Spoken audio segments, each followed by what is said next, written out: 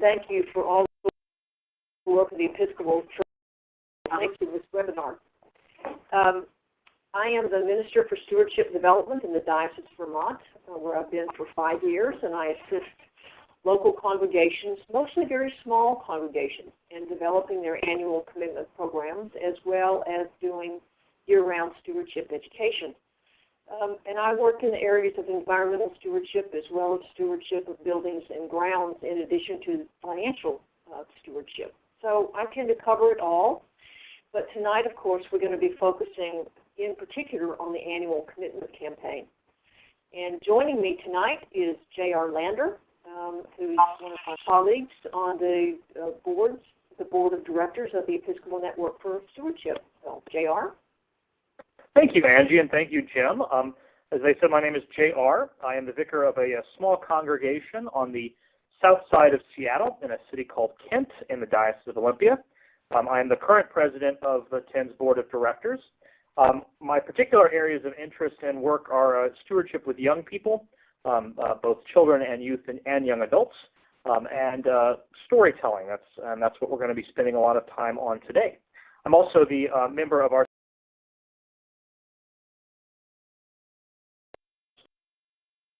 Stewardship and Development of Olympia, and am often called upon by other churches in this diocese and individuals to help them in areas of stewardship. So it's great to be with you all. All right, so a little bit about TENS before we get too started. TENS stands for the Episcopal Network for Stewardship. And our ministry is multifold, but it's one of training stewards. We strive to point others to the experience of God's generosity and to raise new stewards to continue this important and transforming ministry. A large portion of our ministry is carried out through the conferences we offer and also through consultations we do with dioceses and parishes. Our ministry is also one of encouraging stewards. We are continually bombarded with messages in our secular culture telling us to fight for what is ours, to hold on to what is ours, and to hoard what is ours, lest someone try to take it away from us. Just as others have encouraged us in our ministries, we reach out to the workers in the stewardship vineyard, reminding them of the importance of this ministry and that it is a ministry of conversion. Together, we can do so much more through the ministry of encouragement. Our ministry is one of nurture. We are grateful for the nurture that has enabled us to develop our stewardship stories and to learn to articulate them. We offer our witnesses as a way in which to nurture and encourage others. And finally, our ministry is one of support. Our conferences, our various resources, and each of us who engage in stewardship ministry under the banner of TENS. All these components together are the support network that is TENS. We are a network of people who have been supported by those who have come before us and who now engage in this ministry of support. We are supporting each other and every steward in God's vineyard who shares this journey with us. We are stewards of what we have learned, and we strive to support others by passing on this transforming gift of spiritual life and health. And you can learn more about TENS at our website, www.tens.org. So Angie. Thanks, J.R. So this year our webinar is called Flourish in Faith, and we are assuming that you have at least looked at the materials that TENS has developed, which consist of a series of 6 narratives, reflections, and questions on 6 of the gospel lessons this fall. We've developed this material to help you in your annual giving campaign. First of all, it gives you a time frame in which to carry out your annual campaign. Secondly, it gives you a theme to organize around. And lastly, it gives you some conversation starters, some thoughts and some questions that are based on the gospel lessons that you're having anyway. So for the priests in our midst, this should be some very good sermon preparation for you. In particular, since we're in the Gospel of Luke, and Luke talks more about money than any other gospel writer, we've been having some really good fat pitches come our way if we really want to talk about money. So what we want to do in the course of our annual commitment campaigns is not just raise money, but of course we want to do that. But what we really want to do is deepen our formation and deepen people in their discipleship. That's why we use the slogan, inspiring generosity and developing faithful disciples. So it is more about formation and about learning more deeply about the mind and the will of God and identifying ourselves as God's stewards. And of course, all that begins in Genesis when God gave all of the creation to us and said, fill the earth and subdue it. Now, God is not asking us to subdue creation in the same way that we may actually do it, but we're asked to exercise God's dominion over all that God has created. So it's not a dominion of exploitation or of ruin or of consumption or depletion or impoverishment, but it's to steward, to take care of God's creation just as if God himself were doing all of that work. And this is a really important and fundamental lesson, and for us not to underestimate how powerful it is for people to grasp. We live in a country in which the whole legal system, the whole system of jurisprudence is about the private ownership of the property. And the first thing we learn is that it all belongs to God. It's not ours. The earth is not ours, nor are we free to do anything we want to do with the gifts that God has created. But it really is about being steward and exercising God's dominion. So, next slide, Jim. In 1 Peter, each of us has received whatever gift you have received to serve others as faithful stewards of God's grace in its various forms. The second most important principle that we need to teach in stewardship, other than that it all belongs to God, is that we use 100% of what God has given to us to honor God. That's what stewardship is all about. It's not about the argument of how much should I give this year, how much does the budget need, should I tithe, is it net or growth? But the challenge for us in stewardship is to understand how to use 100%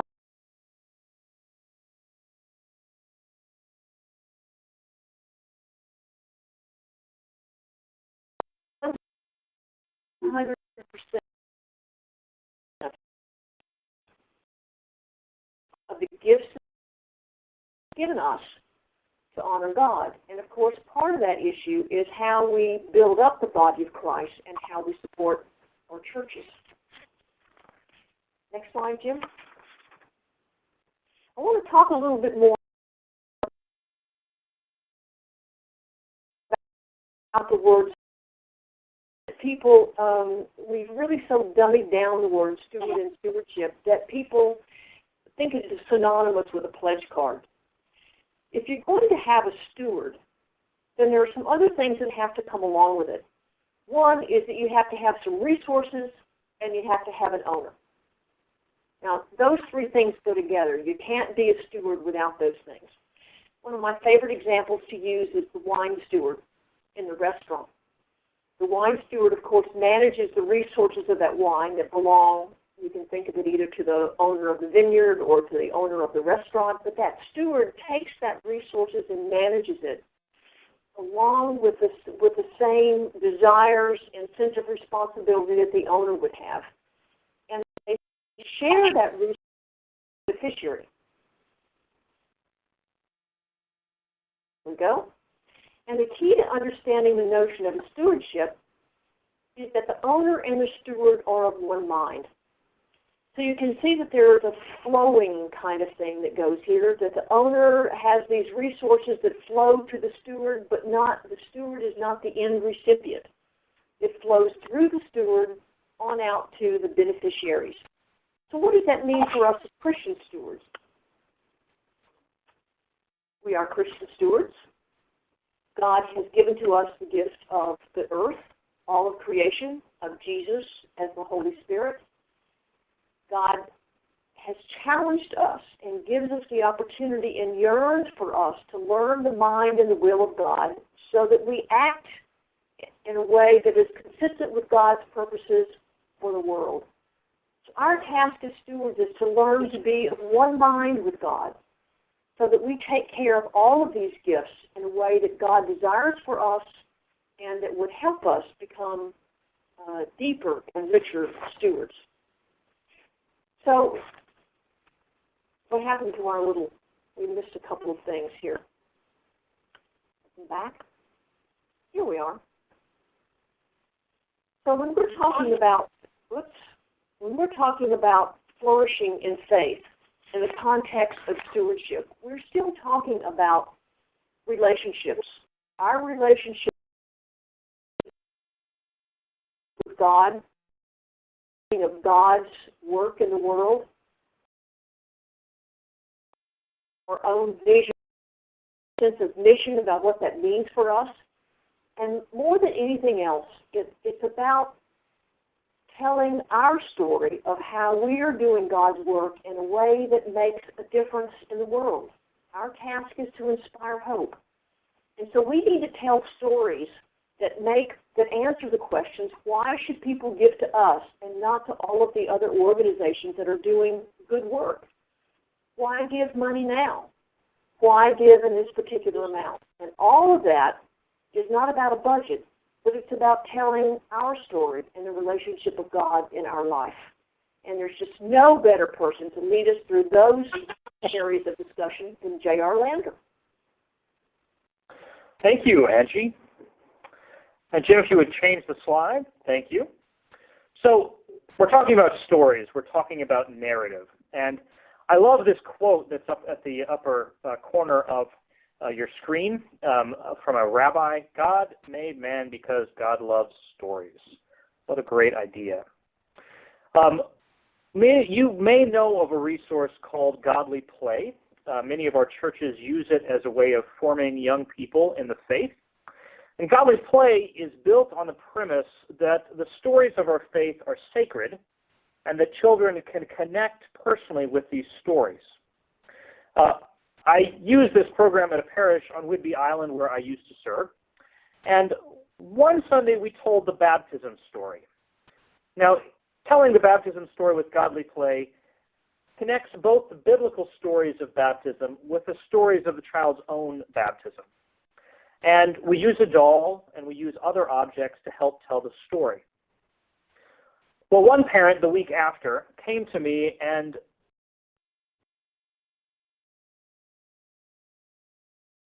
told me, he said, after he went home that Sunday, he found his daughter out in the backyard playing.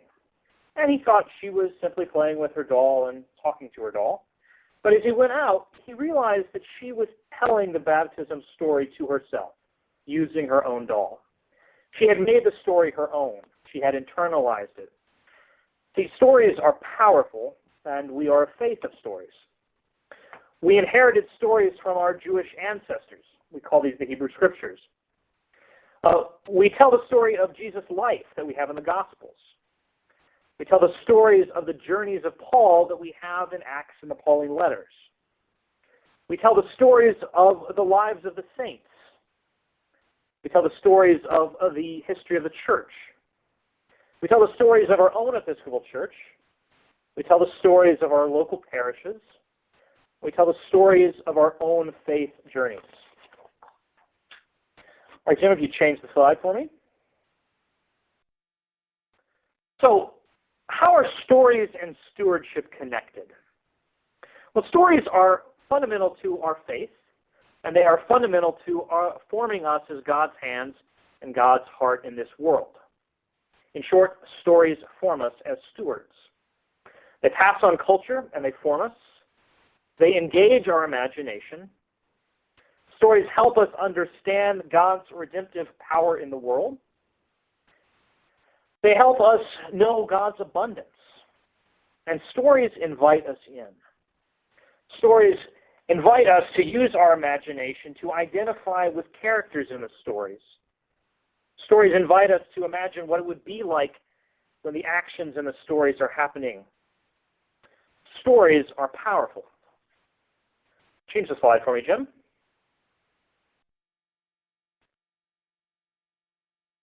There we go.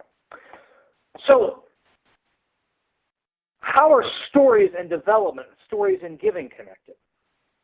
Well, people give to causes they are connected with and passionate about. This is fundamental development.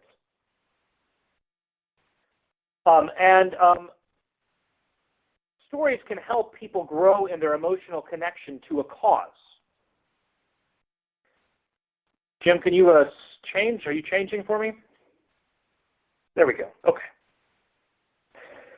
Stories can help people feel God's action and presence in the midst of the church community, but stories do not have to be road to Damascus moments.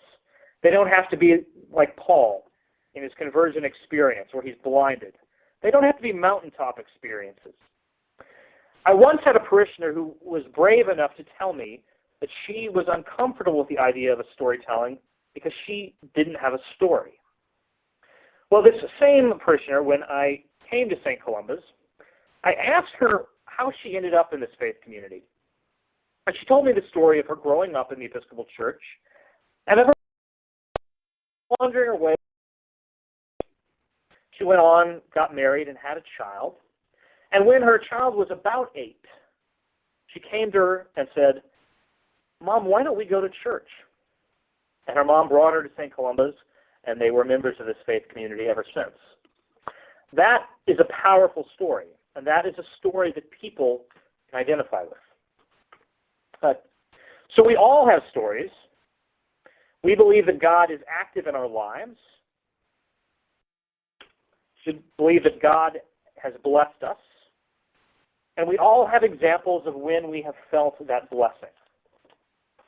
It is a matter of recognizing the power of these stories and the power of us telling these stories.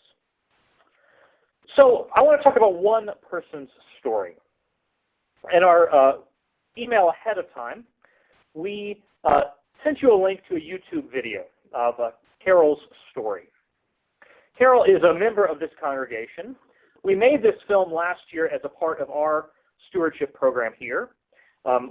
Last year we did what many of our congregations do so well. We had people tell a stewardship story at the beginning of the service. And we simply used a simple camera, videoed these, used iMovie, and put them up on the web. So we could put them on our website. I hope you looked at this, but if you did not, I hope you will after we're done tonight. Just to give you a review of it or a preview of it if you have not seen it, Carol tells 2 stories in this very short video. One was of her Columbus. She brought her then 5-month-old daughter here. Just to give you an idea how long ago, that daughter is almost my age, actually. She's about 32 and will be getting married in February. So it was her first weekend in Seattle. She thought she was going to go out church shopping, and she went to St. Columba's. She was welcomed at the door, even with this squirming 5-month-old. There was a woman who said, "You know, I've seen you walking around the neighborhood." That woman made her feel incredibly welcomed. She went on to connect with young mothers in the area, become part of a play group. She didn't go anywhere else. She stayed at St. Columba's. A while later, several years later, her husband developed multiple sclerosis. And her husband developed multiple sclerosis, and she was struggling with it because he did not go to church. About 6 months before he died, she couldn't leave him at the house any longer, so she started bringing him with her. And after a few weeks, he looked at her and said, "You know, I really like St. Columba's. It's a place where just being, you get points for just being here." And she goes on to connect that with her own feeling of belonging and her own feeling of welcome here. Jim, would you change the slide? All right. So what do you notice in this? I'm going to invite you to take a few moments offline. Don't log off, but just do this in your small group. or on your own. And I want you to reflect on that story. I hope you saw it, but if not, a little bit of it that I just told you. I want you to consider these questions. Do you identify with Carol? If so, how? And is this a church community you would connect with? If so, why? All right, and so just take, let's say, 4 to 5 minutes, and if you're in a small group, share that among yourselves, and if you're by yourself, just think on it and write down some thoughts.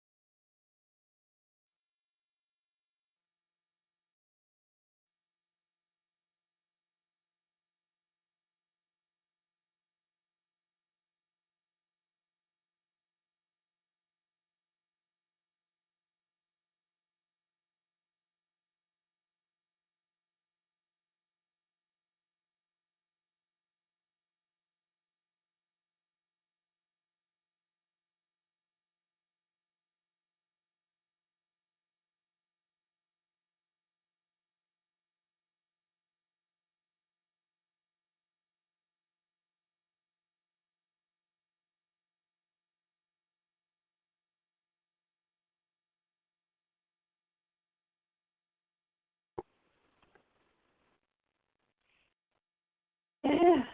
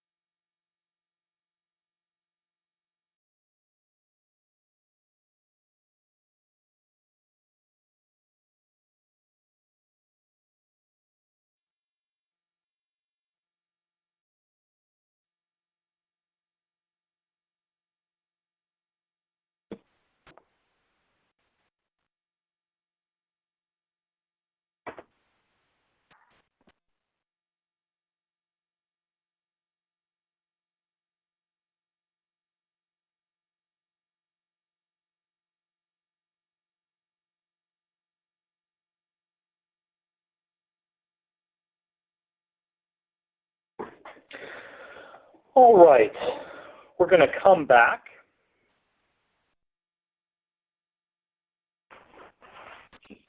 Now, thinking about Carol's story, I want you to imagine something. Something that I'm frequently told by people that I speak to about storytelling goes something like this. Well, 90% of us have been at this church for 30 years, and we all know each other's stories. But when we hear the stories from the scriptures, whether they be Old or New Testament, we hear new things in them each time we come to them. Our imagination is at a different place. Our life experience is different. And so when we hear stories from each other, we also come to them with new ears. So thinking about Carol's story, I want you to imagine you were at St. Columba's when this story took place. You might remember when she first arrived at this congregation. You might remember that Sunday. You might remember her 5-year-old daughter. You might remember her husband Barney and his illness.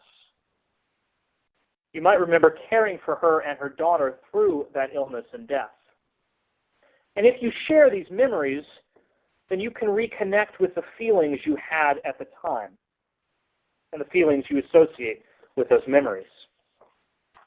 All right, Jim, change the slide, please. Then imagine you were not at St. Columba's when this story took place. Imagine you came here after that. Imagine you were a newcomer. You're listening to this story. You might connect with the feeling of love and support in it. It might connect with some concept, some experience you have had. You might remember how St. Columba's loved you in the midst of a crisis, how it showed you a love and support similar to that it showed Carol and her daughter. Jim, can we get to the next part? Skip the. All right. Or you might remember how you always felt love for being just who you are in this place. So when you are telling your story, there are certain tips that we have. One, choose a story that is personal, a story that is by you and about you. Two, tell of a specific time or event. Three, avoid generalizations. Four, speak about your emotions, your feelings. And five, if you can, connect it with the story of the congregation. So let me give you an example. Go back for me, Jim. I wasn't quite done there. All right.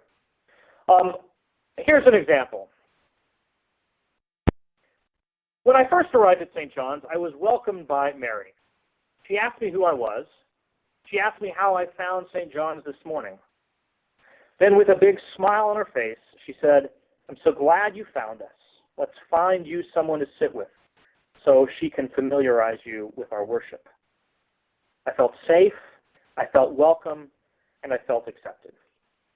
That is a story of a specific time and event. It avoids too many generalizations. It speaks of emotions. An example of the opposites would be, I found St. John's to be a friendly place, and I just knew God was present. That statement does not have a specific time or event. That statement does not speak about feelings. So change the slide for me.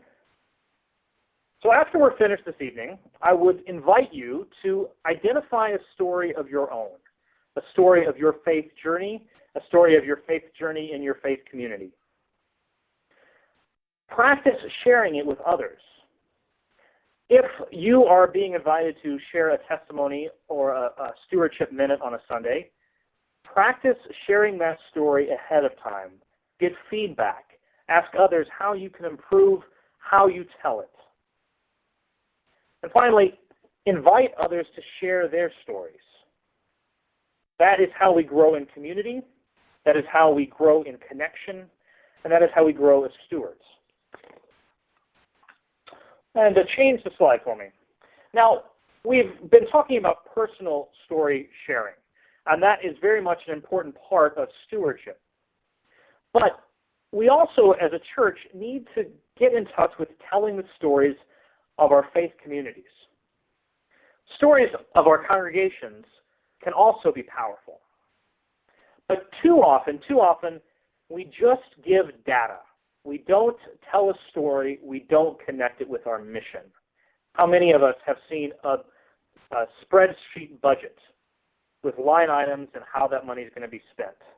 But there's no connection, no real connection between that line item and the mission and ministry of your church. So I want you to consider the two following examples. Which one of the next two slides is more compelling to you? One, we have a large building that costs a lot of money to keep functioning. Our building costs include $20,000 in utility expenses, $12,000 in maintenance expenses, and $5,000 in cleaning. We also have $10,000 in insurance costs each year and are attempting to catch up on deferred maintenance. Now that can be a factual statement. It can be a statement explaining in categories how a congregation's money is going to be spent, but it is a statement of the building. So change the slide for me. This is another one. We are blessed with a wonderful facility. Our building, with total expenses of $47,000 per year, is host to our 3 12-step programs, a feeding ministry, and 2 Mother's Day Out programs. This is in addition to our own transformative worship and rich Christian formation programming. In the new year, we will continue upgrading our facility so that it can continue to be a welcoming place for us to carry out mission. Those are 2 examples of how to talk about the expenses of a congregation. But one is far more compelling than the other. So I want you to think for a minute, which is more compelling to you? And which one inspires you? I hope you're going to answer number 2. But number 2 is one that talks about how expenses are translated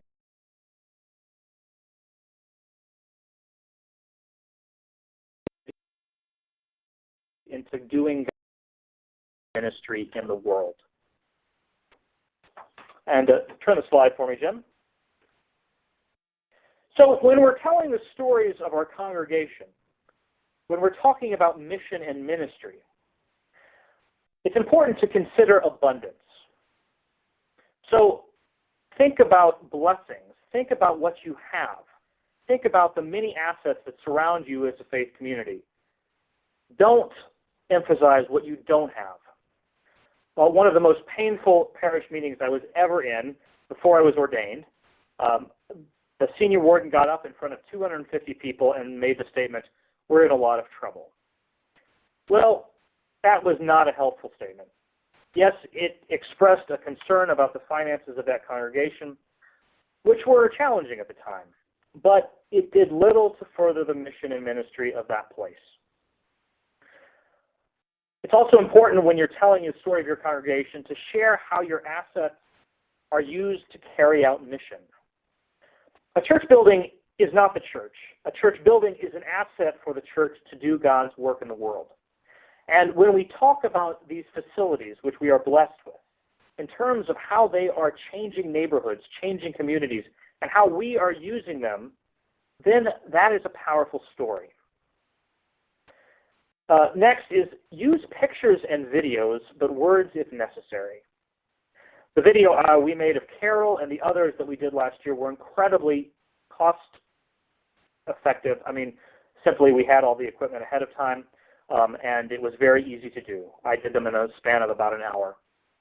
It was a compelling way of telling those stories and just keep telling those stories. But if that's something you can do, stewardship brochure that you're going to print out. In different pages, put a picture of a member of your congregation. And next to the picture, put 2 or 3 sentences from that person describing how and why they belong to that church community, or a ministry that is particularly important to them. Use pictures and videos and words if necessary.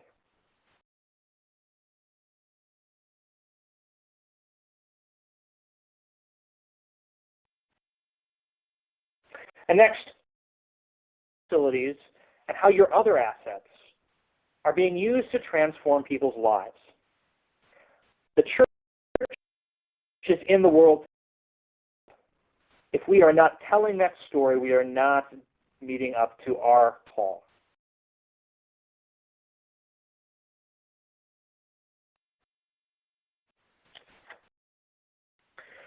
So change the slide for me, Jim. So after we're finished, I encourage you and invite you as a small group or as an individual to identify how you are using your facility and your other assets, your clergy, for mission. Come up with 2 or 3 sentences that tell this in a positive and compelling way, and share these. These are the stories of your faith community, the community transforming people and transforming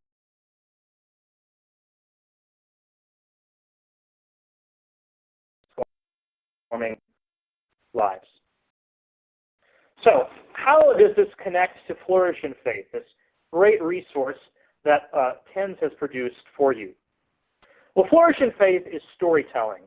The core of the resource, the core which is available to anyone, regardless of whether or not you're a member of TENS, are PDF weekly inserts for your bulletins for 6 weeks. These are stories written by leaders of our church, lay and ordained, and they're powerful stories. But the most powerful stories are the ones in your faith community. And Flourish in Faith is most effective when you combine the stories and resources that TENS is providing you with the stories of your own faith community. So for instance, I printed out the Flourish in Faith insert for Sunday, October 13th. It was written by Sandra Castillo, who's an assisting priest in the Diocese of Chicago. And she starts off with this phrase, primero Dios, which roughly translates in English, first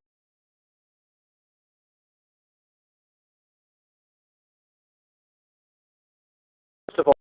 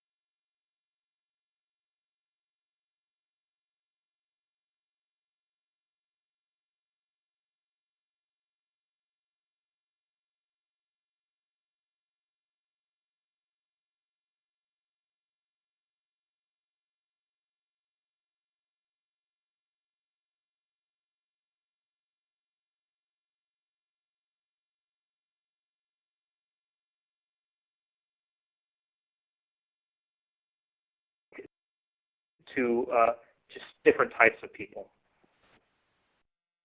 Angie, do you want to add to that? Only to say that it really, behind that question is the one is that what motivates people to give. And people give because they think their money is going to make a difference in the lives of people who need it. And that could be somebody who's ill in their congregation, or somebody who's lost their job in their congregation, or it could be somebody who's hungry in the community. But people give because that gift is going to make a difference. Okay. We There's a couple of questions which I'm now copying into the presenter section. Perhaps someone could answer Vivian's question. She says she doesn't have a question, but she wanted to share what they have done at their parish. They have a styrofoam tree in their narthex with paper leaves on which members will be invited to write their blessings and or prayers of gratitude and make the tree flourish. I think that's a great idea, and great ways to do things in creative and unique ways that fit for your congregation. Any comments, Angie or JR, on that? I would figure out some way to share some of the most poignant Thanksgivings and stories that get put on there.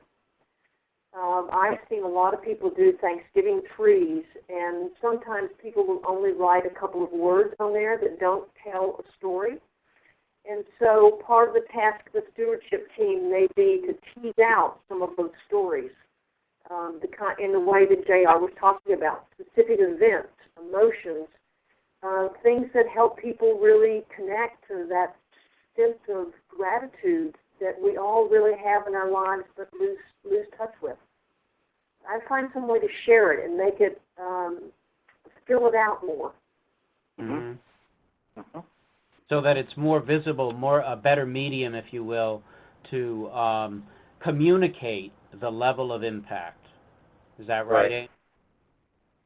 Right, and start conversations. The more people talk with each other about their experience and their faith journey, the more stories will emerge, and the deeper people's faith will become. And deeper the relationships will become. Thank you. And anyone else who wants to type in a question, do feel free. We do have several minutes left, and you have two wonderful resources online with you right now. Kevin Jones also made a comment about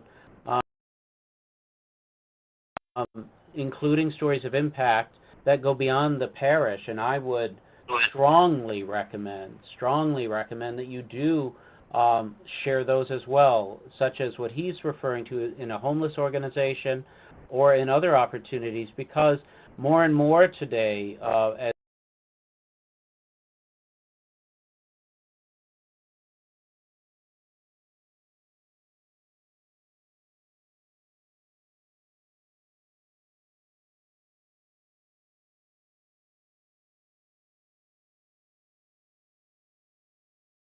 many of you had heard in last week's webinar on stewardship of the new millennium, more and more younger people don't automatically assume that the church is worthy of getting donations because it may or may not be changing the world and making an impact. And it is important for us to demonstrate the true difference and impact to better people's lives, and that's more and more important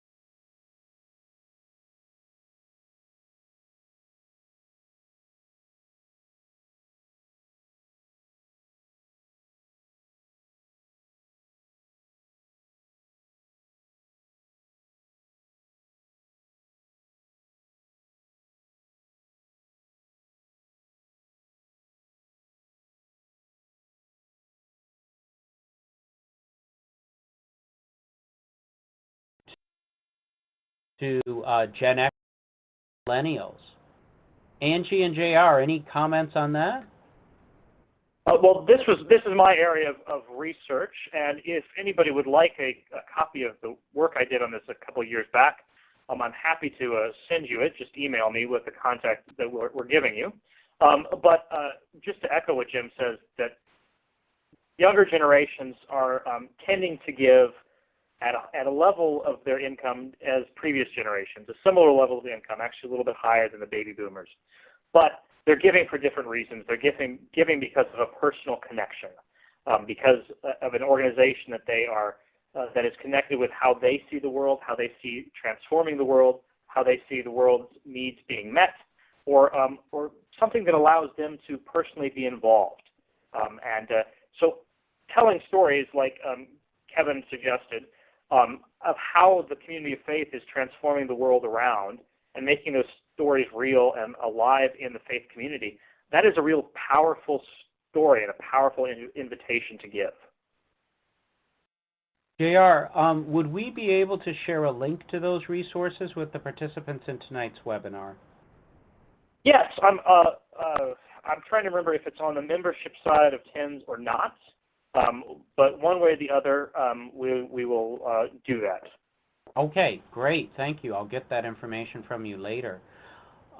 There's another comment from John Smith, and we have a follow-up question about TENS membership, which I was saving, but I'll post that now for each of you to read. If you could read through that,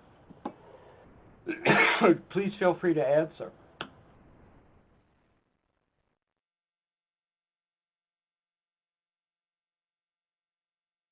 I think there are some people always who will say, I can't talk publicly. I'm not going to stand up in front of the congregation, but I'll write a letter. Part of, I think, the process of storytelling is being willing to invest that one-on-one time to help people discover their story and to learn how to really reflect on it and share it in powerful ways. It takes a lot of work to do it. And even those people who say, I'll write something up, written letters for people who write well can be absolutely as powerful as anything on video or a personal statement. So I think it's a matter of being creative and understanding what gifts people have, but mainly being willing to invest the time to listen and hear their own stories and how to tell them. I think that's a great observation, Angie. I would also say, in regards to video, I think it's going to be a person-to-person situation. I didn't give the people we invited an option. I said, we're going to video it. Some of them said, as long as you don't make me watch it, which is fine. But in this situation, I actually think putting it on video was more challenging to them than standing up at the ambo or the lectern and talking. But again, we invested some one-on-one time helping people tell their stories. That doesn't mean change their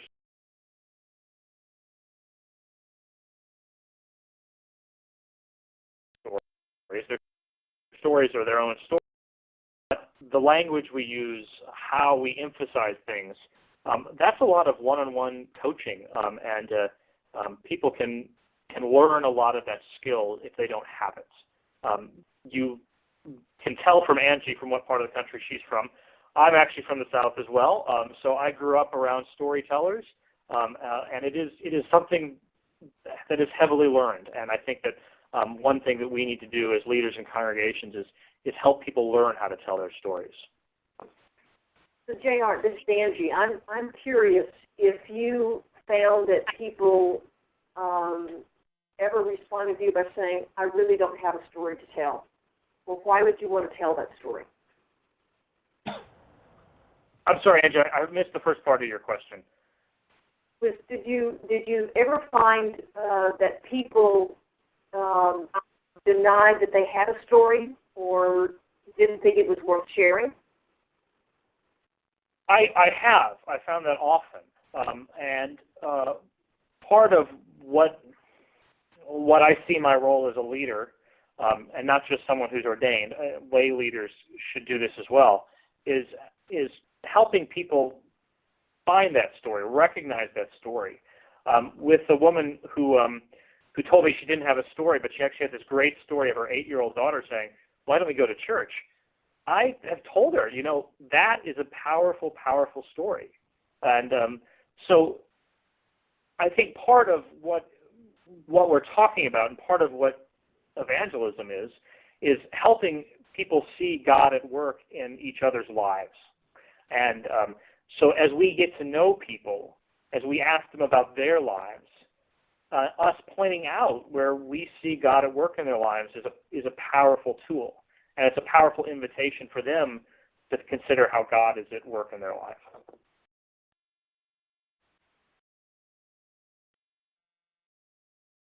Thank you both. This has been a really wonderful evening. A question has been posed, and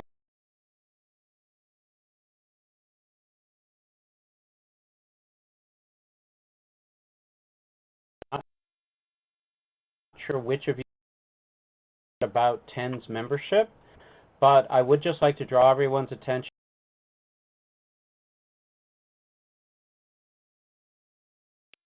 to the slide, Angie's and JR's contact information. And I would like to invite one of you to tell a little bit more about TEN's membership, please. Let me start. First of all, we have nearly 60 who are members of TENS. And so you may actually already be a member of TENS because your diocese is a member. You can go onto our website, www.tens.org, and there's actually a link that lists the members, and you can see if your diocese is already a member. If your diocese is a member, then you already have access to all this information, and that we can help you get the password and the login so that you can get on and see not only the full Flourish in Faith resources, but also other resources that are available. If your diocese is not a member, I would encourage you to talk to your diocesan leadership, because a diocesan membership is $1,000 per year, and it gets you access to everything online. It also gets you discounts at our conferences. And it is most cost-effective for an entire diocese to join. But it is also possible for individual congregations to join if a diocese will not or cannot, and for individuals to join. And all that information is on our website. You can also email either one of us, and we'll be happy to help connect you with that. But what we're finding, and we've found this many times so far this fall, is people are going online and buying the Flourish in Faith materials, which you can buy, and then we realize they're already a member of TENS because their diocese is a member of TENS. So make sure that your diocese isn't a member of TENS before you go signing up on your own. All right. Well, thank you very much, JR and Angie. And we are going to stay on for just another couple of minutes. So if anyone has any final questions, there'll be one final question that I'll allow one of you to take in a moment. I had put it on the presenter notes. What I just wanted to note to everyone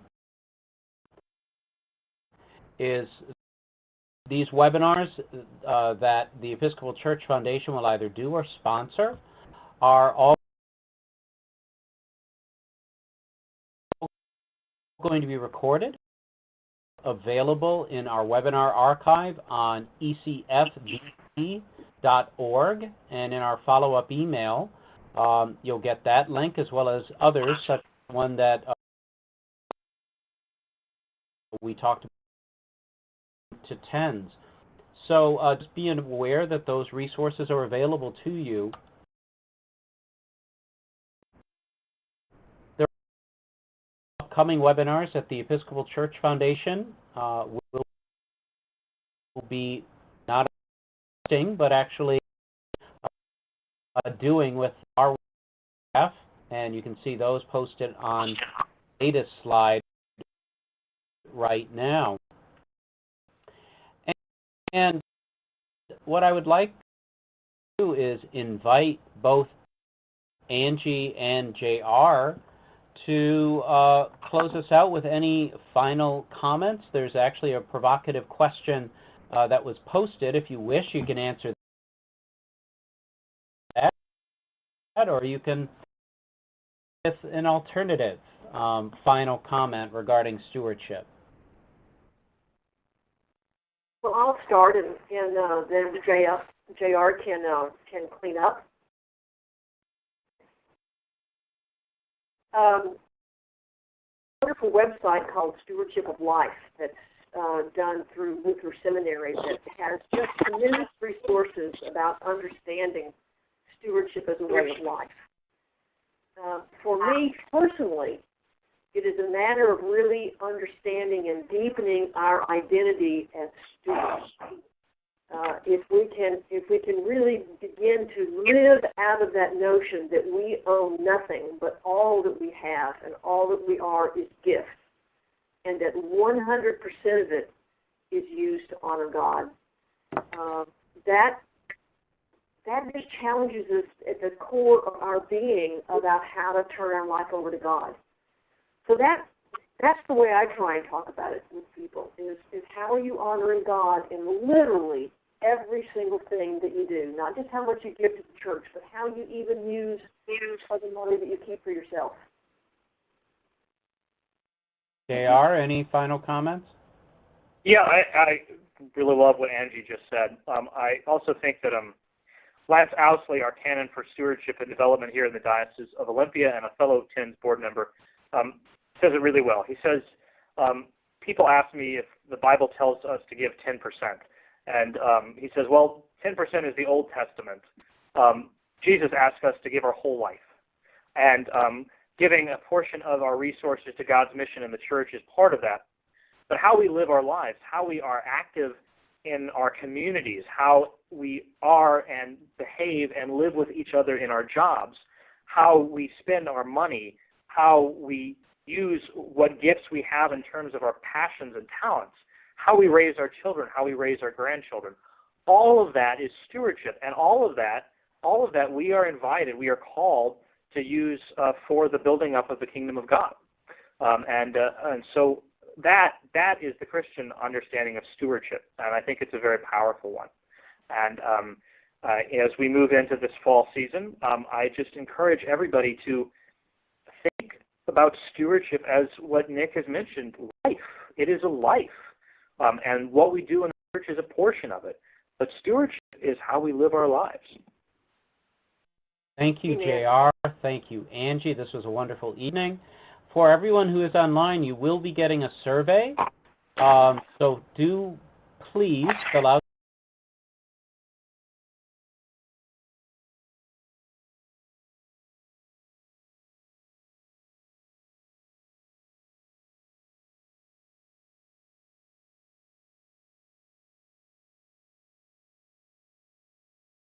Thank you, Angie and JR, for leading us through this and sharing all this wonderful wisdom, and for all the wonderful work that you do at the Episcopal Network for Stewardship. I've typed in the TENS.org website many times in the chat, but as I say, we'll also be sending that out when we do send out a link to our recording.